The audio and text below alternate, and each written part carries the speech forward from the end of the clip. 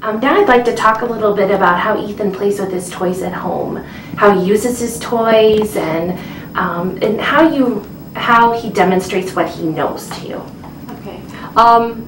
Well, one really interesting thing that he's been engaging in the last couple months is he has a dinosaur movie that he really likes the opening segment of, and in the movie there's an egg, and then there's another little dinosaur that comes up and steals the egg and goes running off with it.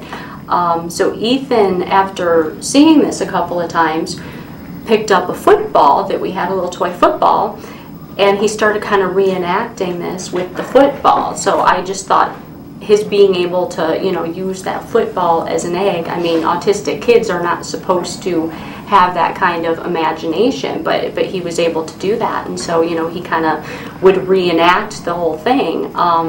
And then there's another scene when the dinosaur has the egg where another dinosaur comes up and they kind of start fighting over it. So Joel and I would start at that scene kind of trying to get the egg from him and engage him in a two-way play that way. And at first he would kind of look at us like, "What are you doing? You took my egg." But now, we'll come up and we'll get the egg and we'll run off with it, and he'll laugh and he'll chase us around. So that's a really good kind of, it just seemed like it was very easy to kind of segue him into, doing a two-way play and engaging with us in that.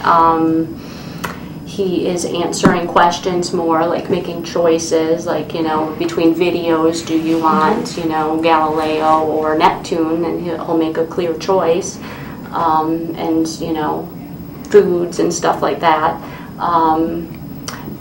And in fact, another thing that he did that I thought was really interesting, we traveled over the weekend a few weekends ago, and when he had enough of being in the car and he just wanted to stop, he was able to say hotel, that he wanted to go back to the hotel, whereas normally if we were in town he would have said home. But I just thought it was very smart of him to just be able to adapt like that. And there again, that's something that you read about with autistic kids. They're not supposed to be able to make those kind of changes that easily, but he would just hotel, and to him in that time frame, that was home. He was just as comfortable there. That was where he wanted to go when he had enough. And I was amazed at that. That's very exciting. I think what I'm excited to hear about is that you've really tapped into his learning style, and knowing that he knows if something's presented to him and practiced and played with in a fun, meaningful way for him, that he really is able to demonstrate those kinds of things. And we do see that at school also.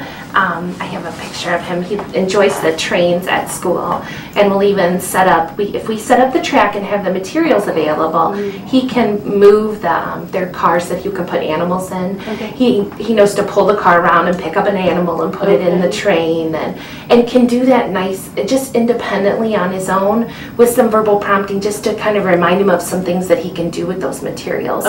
So we're seeing that. We do also still see some more sensory exploratory play, which I know that he and Bianca like to do together because she's his younger sister, and that's a real kind of early play experience where he might want to engage in that jumping and running and swinging, and so I think that we're on the cusp of seeing some really nice, more age-appropriate or foundational skills for him, and yet we're still seeing some more sensory-based play too. So very exciting time for Ethan.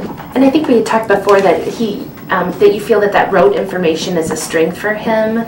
Yeah, he picks up things and he learns things, so he can, label and really very early on, before he was diagnosed, I was kind of confused about, the whole autism thing, because, this kid had a pretty good sized vocabulary as far as just being able to label things. When Lisa and I work with him one-on-one, he's starting to use language to close sentences. So if we leave a blank in the sentence, do you see some of that at home? Oh, we do that a lot at home. We do it with a lot of songs. I've always sung a lot of songs, like to him, like made up songs about, what's going on. So we have like our little songs that we do, and more and more, he will finish those songs for me. I'll like sing the first part of the phrase and just leave a word, and he'll finish it, and then I would, go on to do less and less myself and have him do more of it. And I mean, there are just tons of them that he will just, we'll do kind of together like we that. We see that at school now. He's chiming in with us during circle time when we're doing finger plays and songs, and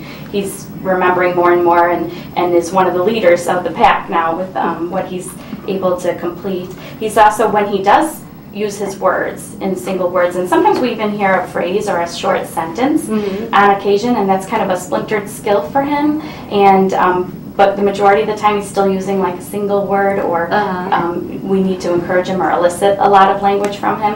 But when he does use his words, they're very clear. He's a very intelligible speaker, and I'm not concerned about any of his speech sounds. He's producing those all very well. And we see him a lot of times problem solving things here at school. If he needs something, he's able to go find it. How does he do things for you at home? If there's something he wants and he's not able to get it, is he using words, or how is he able to get the things that he wants and needs? He can pull something up, like we have shelves at home, and he'll just pull something up over there and stand on it and reach for it. And then if he can't reach for it, he'll come and get me, and he'll point to it. Kind of drag you over to the item, kind of physically manipulate you there. Yeah. Okay. So the next skills, some of the next things we'd like him to say, to use are some of those words. Initiate with words along with the pointing, and pair more of that together when he needs you, or start to use some other kind, use language for other purposes, to get you to come or to gain your attention, not just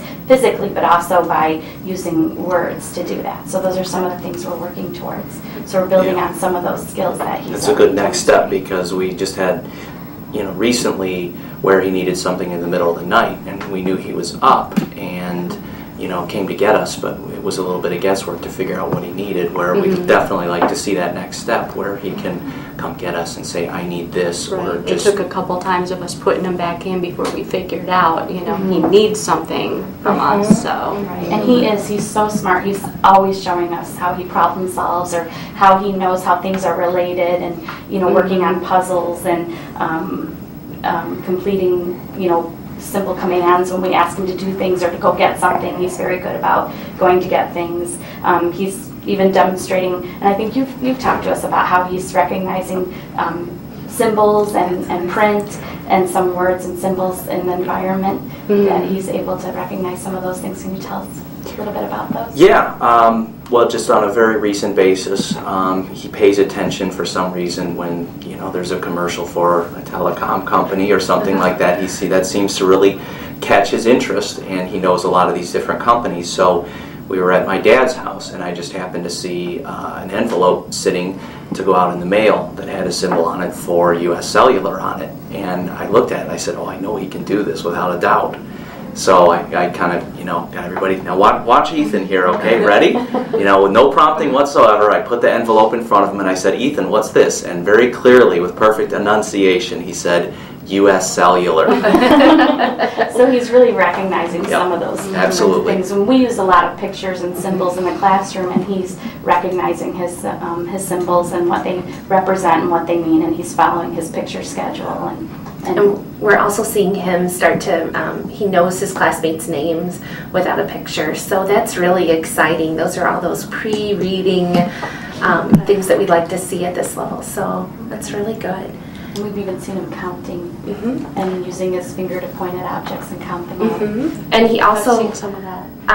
Is sorting, and the nice thing I liked about when I saw him sorting was that he was also self-correcting. So he put one in the wrong, and you could see him really thinking, and he took it out and self-corrected. So he didn't need an adult to say, oh wait, that doesn't go there. And that really says something to us about the way that he's thinking. Okay. So good. And he's even noticing when things are a little bit amiss. If somebody's missing from class, one of the students is out ill, he's looking around like, hey, this isn't quite how we're usually set up, and somebody's missing. He's very in tune to his environment, and kind of, I'm even trying to think of an example at home, but yeah, like the lights that have to be on, if I turn it off, he comes along and turns it back on, and things have to be a certain way, and he notices it and corrects it if it's not that way. So becoming really aware of his little world. And with that, I do see some sense of humor too, because we did a chart of who's here and who's at home. And the one day he looked at me and he smiled and he said, "Ethan's at home," and he put himself at home. And it was very purposeful, and it was trying to engage me, and he was teasing me. And so I think that that's great when we hear those things and hear how well he's doing at home and at school and talk about. So that's really, so I feel like we've got a better picture of how Ethan thinks and he uses the knowledge that he does have. Let's talk.